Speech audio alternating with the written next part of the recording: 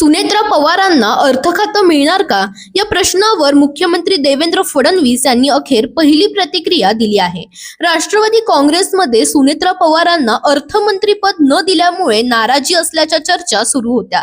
पक्षाच्या बैठकीतही हा मुद्दा उपस्थित झाल्याची माहिती समोर आली होती। यावर पत्रकारांनी प्रश्न विचारताच फडणवीस म्हणाले, तुमच्याकडे मागितलं का?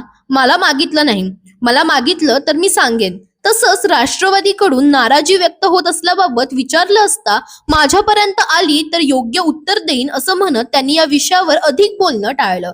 दरम्यान सुनेत्रा पवारांना अर्थ खातं देण्याबाबत अंतिम निर्णय आता दिल्ली स्तरावर होण्याची शक्यता व्यक्त केली जाते। अजित पवार यांच्या निधनानंतर सुनेत्रा पवारांनी उपमुख्यमंत्री पदाची शपथ घेतली होती।